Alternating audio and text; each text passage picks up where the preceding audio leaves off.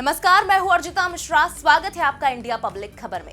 देश के हर हिस्से में आज सिर्फ एक ही खबर हर ओर चर्चा में है। मुद्दा है वक्फ संशोधन बिल, जो आज लोकसभा में पेश होने के साथ ही एक बार फिर सेंटर ऑफ अट्रैक्शन में है। अब तक मीडिया तो कभी सोशल मीडिया के जरिए बिल को लेकर महाभारत कर रहे सत्ता पक्ष और विपक्ष के बीच आज लोकसभा में इस बिल पर जोरदार बहस जारी है।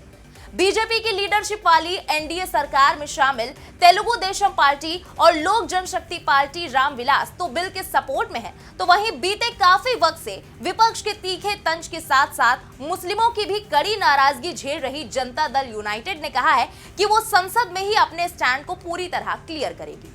उधर विपक्षी इंडिया गठबंधन की ओर से पूरी जोर आजमाइश के साथ इस बिल की खिलाफत सदन में देखने को मिल रही है। लेकिन इन सबके बीच एनडीए को बीते लंबे वक्त से वक्फ बिल को लेकर लगातार रडार पर लिए हुए विपक्ष की अब सांसें फुला देने वाला एक ऐसा वीडियो वायरल हो गया है, जिसके बाद बिल के विरोध में मोर्चाबंदी कर रहे इंडिया गठबंधन पर तुष्टीकरण के आरोप तो लग ही रहे हैं, साथ ही चुनावी राज्य बिहार में भी इसका जबरदस्त असर दिखने वाला है।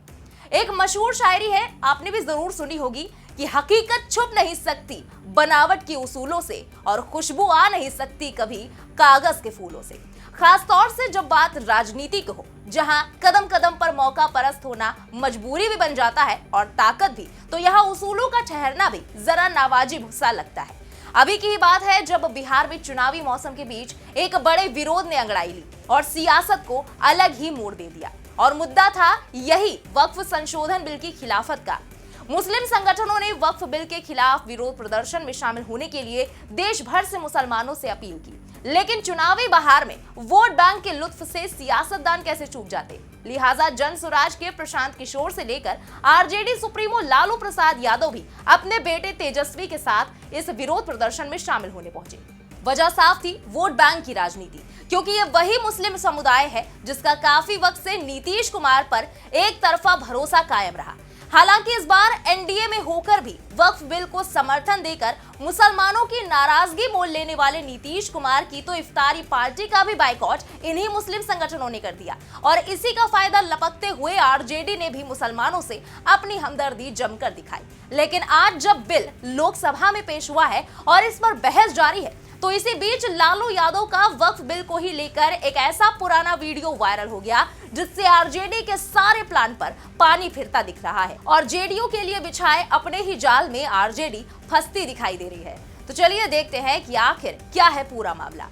वक्फ बोर्ड संशोधन बिल को सरकार ने आज लोकसभा में पेश कर दिया है और इस पर चर्चा चल रही है। इसके बाद इस बिल पर वोटिंग कराई जाएगी। इस बिल को पास कराने के लिए सरकार जितनी मेहनत कर रही है, उतना ही विपक्ष इसे रोकने के लिए तैयारी करने में जुटा है। सत्ता पक्ष और विपक्ष की ओर से अपने अपने सांसदों को व्हिप जारी की गई। इस बिल का आरजेडी ने भी कड़ा विरोध किया। आरजेडी ने अपने सभी सांसदों को इस बिल के विरोध में वोटिंग करने का आदेश जारी किया है।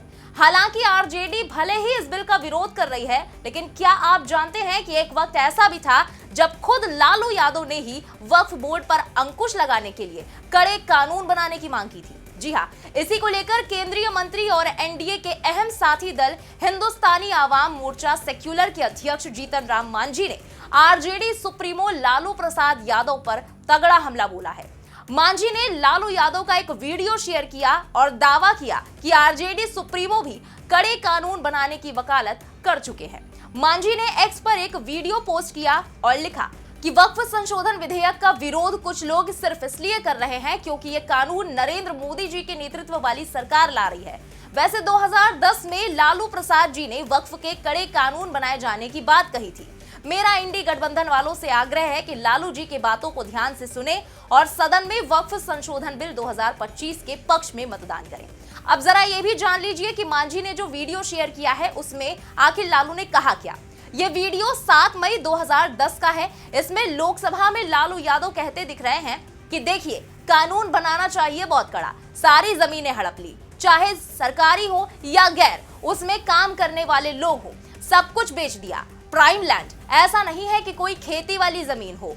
पटना के डाक बंगला पर जितनी प्रॉपर्टी थी सब पर अपार्टमेंट बन गया है, सब लोगों ने लूटपाट लिया है। आगे से, खैर आज तो लाइए, इसको आज हम पास कर देते हैं संशोधन आपका, लेकिन आगे से कड़ाई के साथ जो भी प्रक्रिया बना रहे हैं। यानी इस वीडियो के मुताबिक 2010 में लालू यादव वक्फ बोर्ड पर अंकुश लगाने की वकालत कर रहे थे, लेकिन आज जब मोदी सरकार इसके लिए बिल लेकर आई है तो वो विरोध कर रहे हैं। बिहार में इस बिल के खिलाफ मुसलमान सड़कों पर उतर आए।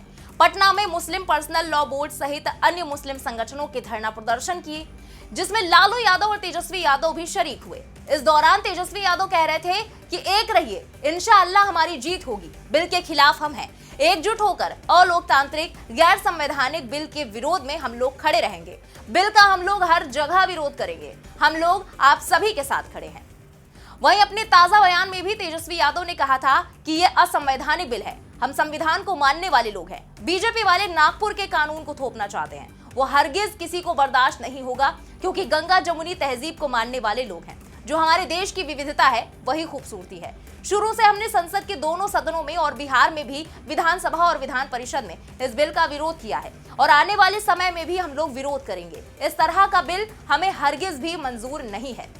खराब सेहत के बावजूद लालू जी विरोध प्रदर्शन में शामिल हुए थे, तो इस बिल को लेकर हम बिल्कुल क्लियर हैं कि इसे हम बर्दाश्त नहीं करेंगे।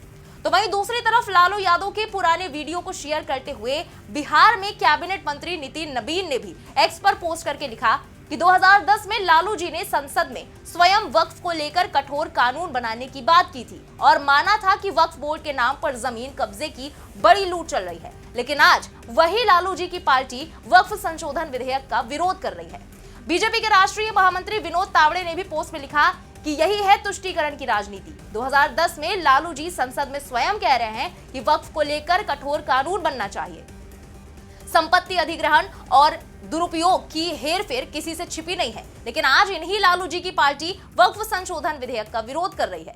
कारण केवल एक है, तुष्टीकरण और वोट बैंक की राजनीति। इन्हें ना बिहार से कोई लेना देना है और ना ही देश से। इसके अलावा बीजेपी लीडर कौसर जहां लिखती हैं कि लालू यादव जी ने खुद संसद में स्वीकार किया था कि वक्फ बोर्ड की आड़ में जमीन कब्जाने और लूट खसोट का खेल चल रहा है, फिर भी कांग्रेस और उसके सहयोगी इस लूट को बचाने के लिए बिल का विरोध कर रहे हैं। मोदी सरकार का वक्फ अमेंडमेंट बिल देश के संसाधनों की लूट रोकने का साहसिक कदम है और इसका विरोध करने वाले असल में भ्रष्टाचार के संरक्षक हैं। इसी बीच रितेश सिंह नाम के एक अन्य यूजर ने भी इस पर प्रतिक्रिया देते हुए लिखा कि ये वही लालू यादव हैं जो रेल मंत्री रहते हुए वक्फ बोर्ड के काले कारनामों को संसद भवन में खुलासा किया था और यहां तक कहा था कि वक्फ बोर्ड के खिलाफ कड़े कानून बनाने चाहिए, क्योंकि वक्फ बोर्ड सरकारी जमीन और लोगों की अच्छी जमीनों पर कब्जा करके उसको बेच रहा है। लेकिन आज यही महाशय वोट बैंक के चक्कर में वक्फ अमेंडमेंट कानून का विरोध कर रहे हैं। हालांकि गौर करने वाली बात यह है कि इसी साल के आखिरी महीनों में बिहार के 243 विधानसभा सीटों पर चुनाव होना है। यही वजह है कि सबसे ज्यादा इसी बिल को लेकर बिहार में सियासत हो रही है। कुछ राजनीतिक दल इसे चुनाव से पहले एक बड़ा मुद्दा बनाना चाह रहे हैं और अगर यह मुद्दा इलेक्शन से पहले इशू बनता है तो नीतीश कुमार को बड़ा नुकसान उठाना पड़ सकता है। बड़ी बात यह है कि बिहार में मुस्लिम वोटर्स कभी कांग्रेस का कोर वोट बैंक हुआ करते थे। 1990 में लालू प्रसाद बिहार के मुख्यमंत्री बने थे। ये वो वक्त था जब पूरे देश में राम रथ यात्रा को लेकर लाल कृष्ण आडवाणी सोमनाथ से कन्याकुमारी तक रथ यात्रा निकाले हुए थे। लालू प्रसाद यादव ने बिहार के समस्तीपुर में लाल कृष्ण आडवाणी की रथ यात्रा को रोका और उनको गिरफ्तार करा लिया। इस एक्शन को लेकर मुसलमान का एक तरफा झुकाव लालू प्रसाद यादव के साथ हुआ और 1990 से लेकर अब तक लालू यादव अपने MY यानी कि मुस्लिम यादव समीकरण के आधार पर ही बिहार में राजनीति करते आ रहे हैं। हालांकि 2005 में बिहार की कमान नीतीश कुमार के हाथ में आ गई और वो बिहार के CM बने। उस वक्त कब्रिस्तान की जमीन को लेकर सबसे ज्यादा बिहार में विवाद उपजा था।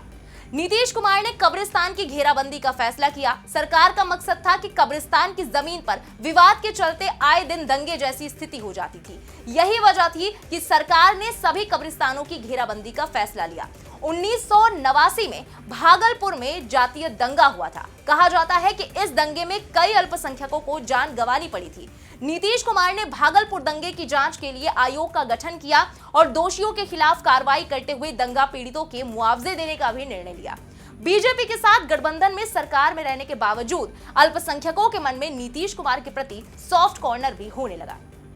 वैसे देखा जाए तो माना जाता रहा है कि CM नीतीश कुमार ने जब से बिहार की सत्ता संभाली है, उन्होंने अल्पसंख्यक समुदाय के लोगों के लिए बड़ी योजनाओं की शुरुआत की, जिसका लाभ अल्पसंख्यक समुदाय के लोगों को सीधे तौर पर मिला। नीतीश कुमार ने न सिर्फ अल्पसंख्यकों के लिए काम किया, बल्कि कई मुस्लिम नेताओं को उन्होंने राजनीति में भी आगे बढ़ाया। 2006 से 2014 के बीच नीतीश कुमार ने 5 मुस्लिम नेताओं को राज्यसभा भेजा। जो अली अनवर आजकल उनके खिलाफ हैं, उन्हें तो 2 बार राज्यसभा भेजा। बहरहाल बिहार में विधानसभा की कुल 243 सीटें हैं, जिनमें माना जाता है कि 47 सीटों पर मुस्लिम मतदाता निर्णायक भूमिका निभाते हैं। इन सारी विधानसभा सीटों पर मुस्लिम आबादी 20 से 45% है। ऐसे में इन सीटों को लेकर मुस्लिम वोटर्स के बीच दबदबा बनाए रखने के लिए आरजेडी, जो अब तक जेडीयू को घेरने का प्लान बना रही थी, अब वही आरजेडी लालू यादव के पुराने वीडियो वायरल होने के बाद घिरती नजर आ रही है। फिलहाल इस खबर में अभी के लिए बस इतना ही, लेकिन इस पर आपका क्या कहना है कमेंट में लिखकर अपनी राय जरूर बताएं। बने रहें इंडिया पब्लिक खबर के साथ। हमारी यूट्यूब चैनल को सब्सक्राइब करें, बेल आइकन दबाना बिल्कुल ना भूलें।